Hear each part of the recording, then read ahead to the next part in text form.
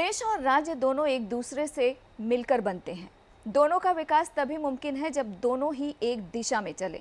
लेकिन दुर्भाग्य से हमारे देश में कुछ ऐसे राज्य हैं जो अलग दशा और दिशा पे चल रहे हैं, लिहाजा इसका खामियाजा जनता को भुगतना पड़ रहा है। इन्हीं तमाम मुद्दों पर बातचीत करने के लिए आज हमारे साथ मौजूद हैं मशहूर अभिनेता, दिल्ली के पूर्व प्रदेश अध्यक्ष और वर्तमान में भारतीय जनता पार्टी के लोकसभा सांसद मनोज तिवारी। जनतंत्र टीवी में आपका स्वागत है। बहुत बहुत धन्यवाद ममता जी। सबसे पहले आपसे मेरा सवाल है, जिस तरीके से प्रवर्तन निदेशालय सत्येंद्र जैन को लेकर कार्रवाई कर रही है, आम आदमी पार्टी का आरोप है कि ये प्रायोजित है, क्योंकि इससे पहले भी कई बार सत्येंद्र जैन से पूछताछ हुई, कुछ भी हासिल नहीं हुआ। आम आदमी पार्टी का ये भी आरोप है कि भाजपा दफ्तर से ईडी चल रहा। देखिए, इतनी सारी वक्तव्य देने की जगह अगर अपना आचार विचार ठीक कर लिया जाए तो आम आदमी पार्टी आज भ्रष्टाचारी पार्टी का तमगा नहीं पाती। आम आदमी पार्टी जब आई थी तो इंडिया अगेंस्ट करप्शन ये उनका स्टेटमेंट होता था, ये उनका मंत्र होता था। आज जन जन में कहा जाता है कि आम आदमी पार्टी करप्शन का दूसरा नाम है। आम आदमी पार्टी अनाड़ी लोगों की एक पार्टी है जिनको सिर्फ निगेटिविटी को निकाल करके जनता के सामने रखना आता है, उसका निदान नहीं आता है। सत्येंद्र जैन ने जो किया है, अगर उसको आम आदमी पार्टी आज पूरी ताकत लगा के उनको बचाने में लगी है, और एक भारतीय जनता पार्टी है कि अगर कभी हमारे किसी व्यक्ति पे आरोप भी लग गया तो हम 2 दिन नहीं लगता है उनको उस पद से हटाकर आप अपनी बेगुनाही खुद साबित करें। आपको याद होगा, एक बार भारतीय जनता पार्टी के राष्ट्रीय अध्यक्ष पे आरोप लग गया था बहुत समय पहले, बंगारू जी। आप याद करिए, आम आदमी पार्टी को याद रखना चाहिए। मैं तो किसी चैनल पे था तो हमको संजय सिंह जी ये याद दिला रहे थे, हमने कहा इसको आप याद करो ना। गलत आरोप भी लगा तो भी हमारी पार्टी ने अपने राष्ट्रीय अध्यक्ष को भी कहा, नहीं आप पद से जाइए और पहले अपनी बेगुनाही साबित करिए। क्या ये आचरण आम आदमी पार्टी नहीं रख सकती है? आम आदमी पार्टी जिस प्रकार से 7 साल से, आप ये झुठला सकते हैं क्या कि 16 करोड़ कुछ रुपए का तो हवाला कारोबार स्वयं स्वीकार किया उन्होंने ईडी के सामने। पेपर है उनके घर से और उनके लोगों के घर से 2 करोड़ 80 लाख रुपए कैश मिले हैं। सोने के बिस्किट मिल रहे हैं। इस देश में सोने के बिस्किट जिसके यहाँ मिलता है उसको स्मगलर कहते हैं, और वो स्मगलर आम आदमी पार्टी के मंत्री हो गए। अब मैं इसमें क्या कर सकता हूं? जितना चिल्ला रही है आम आदमी पार्टी, अगर उसकी जगह अपने गिरेबान में जाए, अपने को ठीक करने की कोशिश करती तो शायद दिल्ली को पानी के लिए तड़पना नहीं पड़ता, दिल्ली को गंदी यमुना जी से जूझना नहीं पड़ता। क्योंकि आम आदमी पार्टी ये कह रही है कि क्योंकि वो हिमाचल प्रदेश के प्रभारी थे, बीजेपी को इस बात का डर था कि हिमाचल प्रदेश में हार सकती है, इसलिए ये सब कार्रवाई हुई है। तो हिमाचल प्रदेश के तो उनके अध्यक्ष ही भाजपा ज्वाइन कर गए, आम आदमी पार्टी वाले। हिमाचल प्रदेश में जिनको आम आदमी पार्टी ने अपना अध्यक्ष बनाया था, अभी कुछ दिन पहले हमारे राष्ट्रीय अध्यक्ष जेपी नड्डा जी और अनुराग ठाकुर जी की उपस्थिति में आम आदमी पार्टी का हिमाचल अध्यक्ष ही ज्वाइन कर गए बीजेपी। अब हम और क्या जाने कि कौन आपका वहां का प्रभारी है। अगर मान लीजिए प्रभारी है भी तो उसको भ्रष्टाचार करने की छूट दी जानी चाहिए। आप कहीं के प्रभारी हो तो आपके ऊपर लूटने का आपको सर्टिफिकेट मिल जाता है? नहीं। मैं समझता हूं अभी तो ये सत्येंद्र जैन की ही गिरफ्तारी हुई है। अभी सत्येंद्र जैन को आगे कोर्ट क्या करती है? आप कोर्ट में बहस करो ना, जनता में क्यों आ रहे हो? अभी तो मेरा डिमांड किया है मैंने कि अरविंद केजरीवाल और उनके आसपास के लोगों की भी ऐसे ही बिना कहे रेड होनी चाहिए और जांच होनी चाहिए। तब पता चलेगा कि जो पिछले 7.5 साल में 4,90,000 करोड़ का दिल्ली का बजट बना, वो गया कहां? सड़क पे तो नहीं दिखता। सड़क पे तो चले जाइए तो चिल्लाती हुई महिलाएं दिखती हैं। आपको मैं एक वीडियो दिखाना चाहता हूं जिसको आप देख करके आपको खुद भी लगेगा कि ये क्या हो रहा है भाई। आप देखिए, ये एक दृश्य दिखाऊं, ये मैं गोकुलपुर की सड़कों पे हूं और महिलाएं हमको घेरी हुई हैं पानी के लिए। बोले आके देख सकते हैं। ऐसी स्थिति कोई कल्पना कर सकता है? महिलाएं 30-30 रुपया का 1 गैलन लेकर के पानी पी रही है। आपने इसकी चिंता की होती तो आज इस तरह से आपके घर के सोने के बिस्कुट नहीं निकल रहे होते आम आदमी पार्टी के लोग। आई डोंट माइंड, अपराधी कहीं का प्रभारी बन रहा है, अपराधी कहीं का हवाला कारोबारी होगा, भ्रष्टाचारी होगा, उसकी गिरफ्तारी होनी चाहिए। दिल्ली के उपराज्यपाल अनिल सक्सेना कुछ दिन पहले 2 जल बोर्ड के संयंत्रों का जायजा लेने पहुंचते हैं। उसके बाद से अरविंद केजरीवाल ने उनके ऊपर यह आरोप लगाया है कि बेसिकली वो साजिश रच रहे हैं ताकि एक चुनी हुई सरकार सही तरीके से दिल्ली में अपना काम ना कर सके। अब आप सोचिए कि हमारे दिल्ली का संवैधानिक प्रमुख अगर काम की निगरानी करना चाहता है तो आपको किस बात का डर? अगर किसी संयंत्र की, किसी डिपार्टमेंट की कोई बड़ा अधिकारी जांच करता है तो सबसे ज्यादा कौन परेशान होता है? नाकाम अधिकारी, नालायक अधिकारी। तो क्या आम आदमी पार्टी के जो मंत्री हैं, जो उनके विधायक हैं, वो लोग नालायक की श्रेणी में आ गए हैं, अकर्मण्य हो गए हैं, नाकामियों की हद को पार कर गए हैं?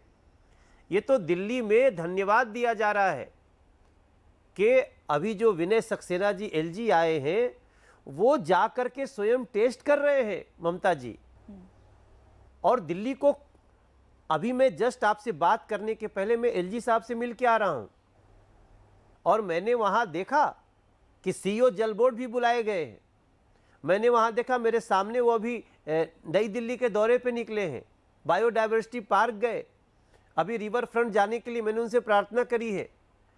अगर प्रदेश का संवैधानिक प्रमुख जायजा लेना चाहता है, उससे भी आप घबरा रहे हो, इसका मतलब कि आपने जमीन पे आम आदमी पार्टी ने, अरविंद केजरीवाल गैंग ने कुछ भी नहीं किया है। अगर पानी की बात करें तो देखा जाए तो लगातार देश की राजधानी दिल्ली की जनता पानी से परेशान है। गर्मी का मौसम है और पीने को पानी नहीं है, गंदा पानी आ रहा है। आपको लगता है कि आम आदमी पार्टी संजीदा नहीं है लोगों को लेकर? संजीदा शब्द तो उनसे जुड़ता ही नहीं है। वो अपराधी हैं दिल्ली के, आम आदमी पार्टी और केजरीवाल गैंग। आम आदमी पार्टी में तो बहुत सारे लोग, मैं सिर्फ आम आदमी पार्टी बोलता हूं तो थोड़ा सा रुक जाता हूं, क्योंकि आम आदमी पार्टी में बहुत सारे ऐसे लोग हैं जो सच में समाज बदलने की कल्पना के साथ उनसे जुड़े थे, जो सच में उनकी सोच समाज से भ्रष्टाचार को खत्म करने की है। मैं उनको धन्यवाद देता हूं, उनकी सोच अच्छी है। लेकिन अरविंद केजरीवाल एंड गैंग ने जो उनका दुरुपयोग किया, अभी आज आपको बताऊं, मैं अभी एक वीडियो देख रहा था जिसमें एक आम आदमी पार्टी का फाउंडेशन मेंबर, उसने जो है अभी इनके खिलाफ बोल रहा है कि हमारे पास बहुत सारे सबूत हैं। 1 मिनट में आपको दिखाता हूं, ये बहुत इंपॉर्टेंट है, ये देखिए। सभी साथियों को मेरा नमस्कार। दोस्तों, मेरा नाम उधम सिंह है और मैं मुस्तफाबाद विधानसभा से हूं और आम आदमी पार्टी का फाउंडर मेंबर हूं। दोस्तों, मेरे हाथ दिल्ली सरकार के मंत्री और दिल्ली सरकार में विधायक, 3 विधायक 1 मंत्री के भ्रष्टाचार के सबूत हाथ लगे हैं। दोस्तों, इन सभी सबूतों के साथ मैं दिल्ली में एक आंदोलन करने जा रहा हूं दोस्तों, और मैं उस आंदोलन में आमरण अनशन करूंगा। आप देखिए, अब ये इनके इंस्टा आईडी से है, ये तो भाजपा के नहीं है। इनका नाम क्या, उधम सिंह, और फाउंडर मेंबर, वो अब जा रहा है आमरण अनशन करने जा रहा है अरविंद केजरीवाल के खिलाफ। अब मनोज तिवारी क्या करे? ये जो स्थिति है, इसके बाद तो अरविंद केजरीवाल को शर्म से चुल्लू भर पानी में डूब जाना चाहिए। अगर उत्तर प्रदेश की बात करें तो समाजवादी पार्टी जिस तरीके से बिखराव के कगार पर है, चाचा शिवपाल यादव ने कह दिया है कि निकाय चुनाव अलग लड़ेंगे। इसके अलावा महान दल ने भी अखिलेश यादव से कन्नी काटना शुरू कर दिया है। क्या आपको लगता है कि अखिलेश अपने कुनबे को संभाल नहीं पा रहे? देखिए, मैं आपको बताऊं, हमको भी 3-4 महीना समाजवादी पार्टी में रहने का मौका मिला था। मैंने बहुत करीब से देखा है। जो मुलायम सिंह यादव जी थे ना, मतलब जब वो बिल्कुल चलते फिरते सब शासन कर, उनकी एक अलग बात थी। वो लोगों के दर्द को समझते थे। इसके कारण समाजवादी पार्टी बड़ी हुई। अखिलेश यादव ने समाजवादी पार्टी को नष्ट कर दिया, अपने अहम में, अपने अहंकार में, अपनी अज्ञानता में भी। तो अब उनके साथ कोई नहीं रहेगा। आप देखिएगा, एक उन्होंने इस चुनाव तक उनको बुलबुला था, क्योंकि 2012 में जब वो जीते थे तो उनको लगा कि हम ही जीते हैं। 2012 में मुलायम सिंह यादव जी की जीत हुई थी और बहुजन समाज पार्टी की जो सरकार थी उसके नकारात्मक जो माहौल था उसका लाभ मिला था। उस समय भारतीय जनता पार्टी अपनी दावेदारी नहीं प्रस्तुत कर पाई उस स्तर पे। आज के दिन में नरेंद्र मोदी जी के 8 साल में, चाहे हम 5 ही साल उत्तर प्रदेश में शासन रहा हो, लेकिन उत्तर प्रदेश ने ये समझा है कि अगर कोई पार्टी लोगों के हितकारी है तो वो है भारतीय जनता पार्टी। इसलिए मैं बताऊं, और भी लोग कन्नी काट लें तो हमें आश्चर्य नहीं होगा, क्योंकि अब अखिलेश यादव जी का जो बलून था ना, उसमें हवा उसकी निकल चुकी है। प्रवर्तन निदेशालय ने राहुल गांधी को भी नोटिस जारी किया है। 13 तारीख को पेश होना है उनको। कांग्रेस पार्टी ने यह डिसाइड किया है कि तमाम महासचिव, राज्यसभा सांसद, लोकसभा सांसद जिस दिन राहुल गांधी की पेशी होगी उस दिन सत्याग्रह मार्च भी निकालेंगे। साथ ही कांग्रेस का यह आरोप है कि केंद्र सरकार राजनीतिक साजिश कर रही है। अब देखिए, राहुल गांधी जानबूझ के लोगों को कह रहे हैं तुम सब भी मेरे साथ चलो, क्योंकि वो इशारा कर रहे हैं चोर में अकेले नहीं हो, तुम सब चोर हो, तो चोरों की बारात लेके चलेंगे। अरे भाई, ईडी आपसे प्रश्न करना चाहती है, आपसे पूछना चाहती है, तो आप कांग्रेस के सारे भोले भाले लोगों को भी क्यों अपराधी बना रहे हो? राहुल गांधी जी ने जो अपराध किया है या सोनिया गांधी जी ने जो अपराध किया उसका जवाब दो ना, अभी तो जवाब देना है। ईडी ने भी बहुत सारे साक्ष्य जुटाए होंगे, अब आपसे उसका तालमेल कराना चाहते हैं, तो आप बारात लेके जाएंगे। मैं आज भी बोलता हूं कि अपराधी, भ्रष्टाचारी राहुल जी हैं, सारे कांग्रेस के लोग नहीं हैं। इसलिए जो भी आ रहे हैं उनके साथ मैं उनको बोलूँगा, जरा सोच के देखो कि आप एक ऐसे व्यक्ति को जिसके ऊपर भ्रष्टाचार का आरोप है, उनके साथ जाकर के सब भ्रष्टाचारी नजर आओगे, तो किसी को जाना नहीं चाहिए, फिर भी आए, उनका मन है। वर्तमान में देखा जाए तो हर मुद्दे को लेकर रार हो रही है और रार पर ही आपकी एक कविता है, आप अगर वो सुना दें। नहीं, मैं कल ही लिखा।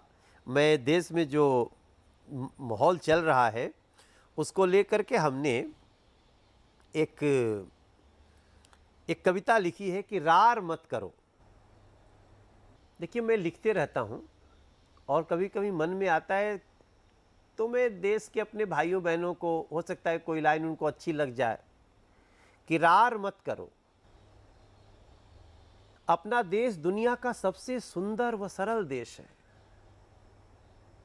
कानून और न्याय पे विश्वास करो। सड़कों पे ईंट पत्थर वार मत करो, रार मत करो। सभी धर्मों का सम्मान अपने हिंदुस्तान में ही है। खुलकर अपनी बात कहने का अधिकार हिंदुस्तान में ही है।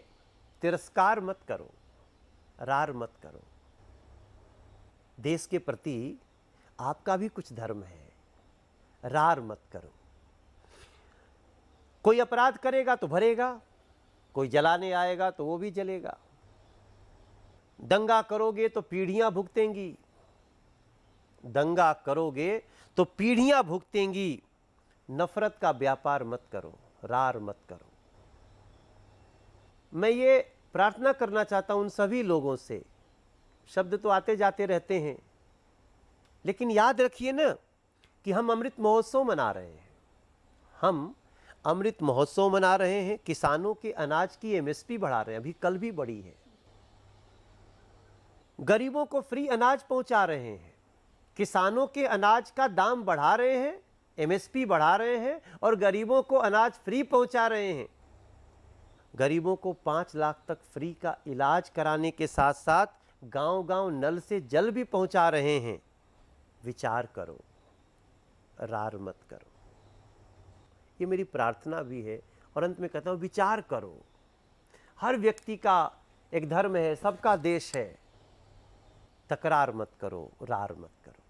मोदी सरकार के 8 साल पूरे हो गए हैं। भारतीय जनता पार्टी जश्न मना रही है। मोदी और योगी को लेकर कोई गीत यदि आप बनाए हों, क्योंकि आपसे बात हो और एक लाइन आप गुनगुनाए नहीं तो शायद दर्शकों को भी अच्छा नहीं लगेगा। नहीं, देखो, मैं तो ये भी कह रहा हूं ना कि जैसे मैंने कहा ना, नफरत के व्यापार मत करो। मैंने गीत लिखा है और मैं सबको कहता रहता हूं कि हमने बीच में एक गीत लिखा कि जनता ने उमड़ के बोला, अब रंग ले बसंती चोला। मैंने भगवा नहीं बोला, मैंने शब्द बसंती लिया कि जनता ने उमड़ के बोला, अब रंग ले बसंती चोला। समय जागने का है सो मत जाना रे हिंदोला, जनता ने उमड़ के बोला, अब रंग ले बसंती चोला। हिंदुस्तान के लोगों को कह रहा हूं कि जाति धर्म में बांटेंगे, नफरत की आग लगाएंगे। जो विपक्ष के लोग हैं, जात धर्म में बांटेंगे, नफरत की आग लगाएंगे। गरीब का घर बनवाया मोदी ने नहीं बताएंगे। उसमें उनकी सांस सूख जाएगी। मोदी को पतवार है तो सड़कों पे जहाज उतरेंगे, फ्री अनाज से गरीब के घर भरेंगे और बनेंगे। गरीबों के घर भी बन रहे हैं। हमने अपनी आंखों से देखा है ना। हमने देखा श्री केदारनाथ जी धाम संवरते सजते। हमने देखा है नरेंद्र मोदी के शासन में धुन विकास की बजते। हमने देखा करतारपुर साहिब की राह खुलवाते। हमने देखा श्री राम लला का अद्भुत भवन बनाते। बाबा साहेब भीमराव का पंच तीर्थ तनवाते। बाबा विश्वनाथ की शोभा दुनिया को दिखलाते। देखा सफाई कर्मी के खुद पांव धो रहा राजा। हमने भी देखा, दुनिया ने भी देखा। देखा सफाई कर्मी के खुद पांव धो रहा राजा देश का। एक वैज्ञानिक को गले लगाकर सिसक रो रहा राजा। चांद पे हमारा एक यान नहीं उतरा, उसकी जिम्मेदारी खुद लेता है। भारत माँ के माथ से 370 दाग मिटाता। हमने देखा फ्री वैक्सीन की अमृत बूंद पिलाता। 200 करोड़ लोग वैक्सीन लगाई जा चुकी है ममता जी। तब हमने कहा ना कि हमने देखा है 5 एम्स से 22 एम्स बनाते। एक गरीब को 5 लाख तक फ्री इलाज करवाते। उज्ज्वला गिफ्ट कर माताओं को धुएं से मुक्त कराते। हमने देखा हर वर्ष अनाज की एमएसपी बढ़ जाते। हमने देखा गांव गांव तक नल से जल पहुंचाते। 24 घंटे बिजली पग पग पक्की सड़क बनाते। सेना की शक्ति खातिर राफेल की खेप दिलाते। हमने देखा है बेघर को भी अपना घर बनवाते। हमने देखा है नगर नगर में एयरपोर्ट बनाते। चप्पल पहने माता को सज के विमान में जाते। ये सारी चीज़ें हमारी 8 साल की हैं। इसीलिए मैं सबको याद दिलाना चाहता हूँ। ठहर गया इतिहास गुरु गोविंद सिंह साहबजादे। 26 दिसंबर अब होंगी वो वीर बाल दिवस की यादें। अब वीर बाल दिवस कहा जाएगा। तभी मैंने कहा जिसने अलख जगाया उसका दीप बनेगा शोला। जनता ने उमड़ के बोला अब रंग ले बसंती चोला। हम ये नहीं कह रहे हैं कि आप भाजपा के समर्थक बन जाओ, हम कह रहे हैं देश के समर्थक बन जाओ। अब रंग ले बसंती चोला। और इन सारी चीज़ों के साथ सकारात्मक चलते हैं। आज पूरी दुनिया भारत को नेता मानने लगी है। इसलिए अगर पूरी दुनिया के नक्शे में जाएंगे तो बहुत सारे देश ऐसे हैं जो हमसे बहुत कई मामले में अलग हैं, लेकिन हमारी पॉजिटिविटी, पर्यावरण के प्रति हमारी चिंता, नरेंद्र मोदी जैसा नेता मिलना, आज दुनिया के लोग, पाकिस्तान को देख लीजिए ना, जो हमारा सबसे, वहाँ के शासक हमारे सबसे विरोधी है, वहाँ पर वहाँ का सबसे जो अमीर व्यक्ति है उसने पूछ लिया सरकार को कि इतना दिन तक कश्मीर कश्मीर करते रहे, क्या मिला? भीख मांगने के कगार पे आ गए हैं सब लोग।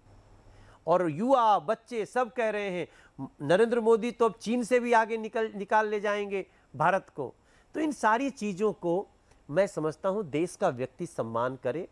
राजनीति के लिए एक दूसरे की बातें करना, विचारधारा ठीक है, लेकिन देश का अपमान न किया जाए, ये हमारी प्रार्थना है। नरेंद्र मोदी का यही संदेश भी। आपने हमें समय दिया, उसके लिए आपका बहुत बहुत शुक्रिया। थैंक यू सो मच ममता, आपका पेशेंस बहुत है, थैंक यू सो मच। तो आप सुन रहे थे भारतीय जनता पार्टी के लोकसभा सांसद मनोज तिवारी जी को, जिन्होंने तमाम सवालों के जवाब बड़े ही बेबाकी के साथ दिए। फिलहाल आप हमें और हमारी टीम को इजाजत दीजिए और देखते रहिए जनतंत्र टीवी।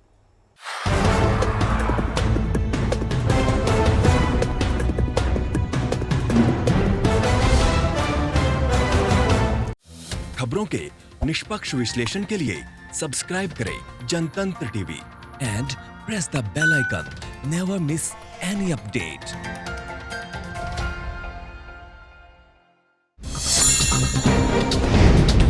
डाउनलोड कीजिए जनतंत्र टीवी ऐप को, जो कि अवेलेबल है गूगल प्ले और ऐप स्टोर पर। अधिक जानकारी के लिए अभी डाउनलोड करें।